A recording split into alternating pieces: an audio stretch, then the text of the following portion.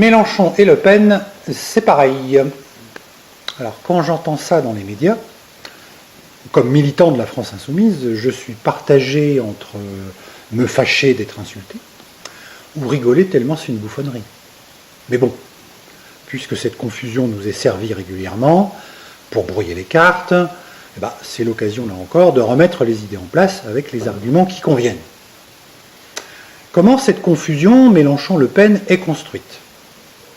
En matière économique et monétaire, ça fait quelque temps déjà que Jean-Luc Mélenchon porte des propositions comme le protectionnisme solidaire, la relocalisation nationale de l'activité industrielle, un plan A de renégociation des traités européens et un plan B de sortie de l'Union européenne si cette renégociation échoue. Alors, c'est à partir de là que les compteurs gégères de la bien-pensance s'affolent. Il suffit à certains d'entendre les seuls mots de protectionnisme ou de sortie de l'Union européenne pour être accusés de vouloir faire la même politique que le FN. Alors manifestement dans cette histoire, quelqu'un se trompe ou est malhonnête. Soit c'est nous, les insoumis, qui nous méprenons gravement sur la nature et sur les effets du protectionnisme ou de la sortie de l'Union européenne, au point de nous fourvoyer dans un programme d'extrême droite, soit ce sont nos détracteurs qui prennent les mots que nous utilisons comme prétexte pour nous discréditer, au motif que ce seraient les mêmes que le FN. Donc, tranchons la question. Nous partons du constat que la grande majorité de la population est mise à mal par un environnement financier agressif. Au nom de la concurrence libre et non faussée, au nom de la libre circulation des capitaux à l'échelon international et européen, les revenus des employés, paysans, des ouvriers, commerçants, fonctionnaires, des artisans sont contraints.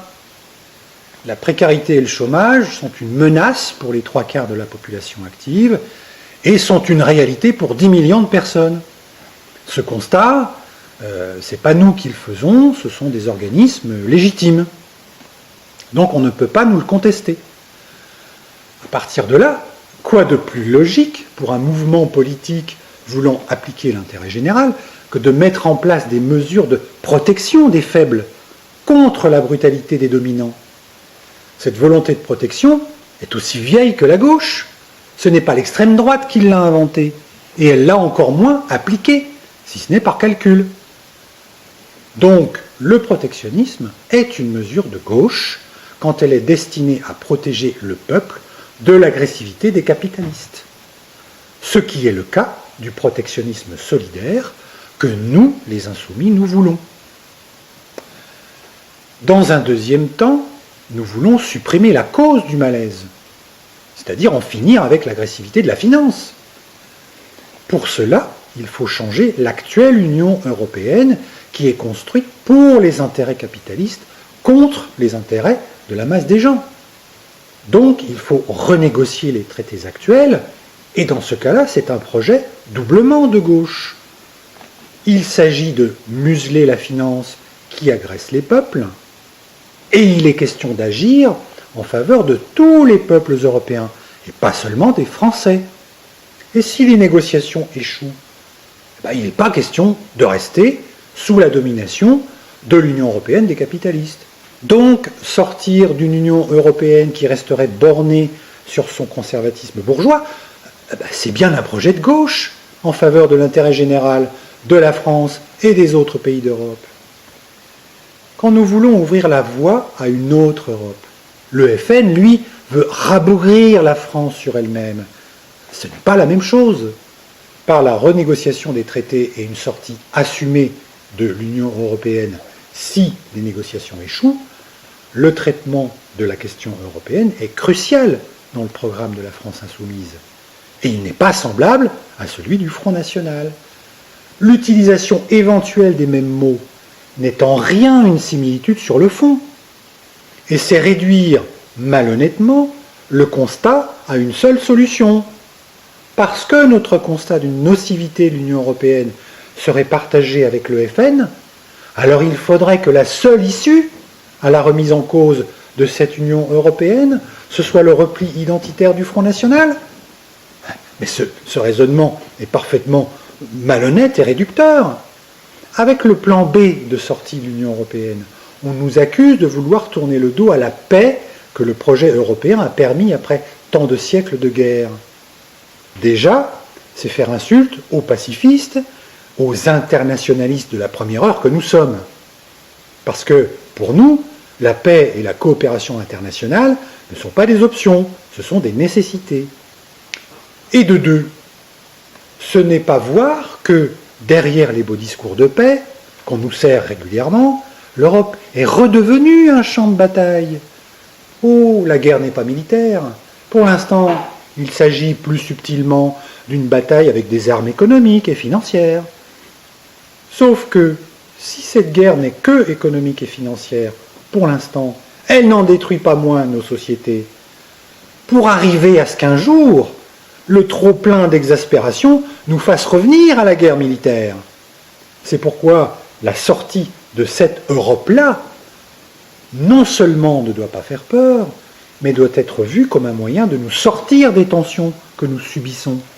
Et nous sommes persuadés qu'il y aura des partenaires disponibles pour construire une Europe de la coopération et non plus de la compétition. Alors, sur l'Europe, nous utilisons les mêmes mots que le FN ? Et alors, quoi de plus normal puisque nous partons de la même réalité ? Quand la météo est mauvaise, il faudrait dire qu'elle est bonne, sous prétexte que le FN dit aussi qu'elle est mauvaise ?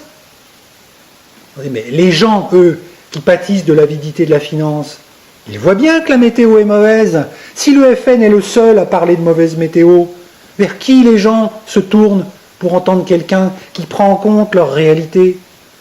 Certainement pas vers ceux qui leur parlent de soleil quand il pleut.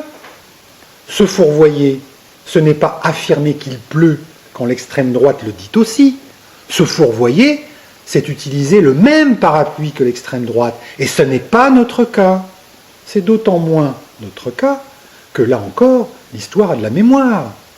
Ça fait plus d'un siècle que la gauche porte les intérêts de la majorité de la population et combat la domination des capitalistes et de toutes les dominations. Par contre, c'est seulement depuis 2011 que l'extrême droite a des préoccupations sociales, depuis que Marine Le Pen a pris la tête du Front National. Et cette préoccupation sociale est évidemment une tromperie, puisque dans son programme, le FN prétend protéger les intérêts du peuple et du capitalisme. On sait bien que les intérêts de l'un et de l'autre ne sont pas compatibles. Donc oui, nous n'avons pas honte d'utiliser les mots de protectionnisme ou de sortie de l'Union européenne, parce que ces mots désignent des mesures progressistes. Et si l'extrême droite nous vole ces mots avec la complicité des médias, ça ne nous empêchera pas de continuer à les utiliser. Nous n'avons pas honte de nous adresser aux mêmes électeurs que l'extrême droite. D'ailleurs, pour la plupart, ce ne sont pas des électeurs d'extrême droite, ce sont des électeurs que la gauche a abandonnés, car c'est la mission historique de la gauche de s'adresser justement aux employés, aux ouvriers, artisans, fonctionnaires, commerçants, aux paysans. C'est la mission historique de la gauche de fédérer tous ces gens dans une révolution qui va renverser l'oligarchie, une révolution qui va installer une société égalitaire, solidaire et fraternelle. Vous avez déjà vu une révolution conduite par l'extrême droite ? Non. La révolution, elle est de notre côté. La révolution, elle est dans la force de nos convictions et dans la force de notre nombre. Vive la France insoumise! Alors voilà, notre vidéo est terminée. Si elle vous a plu, eh bien, parlez-en sur les réseaux sociaux, parce que, n'oubliez pas, nous avons besoin de vous.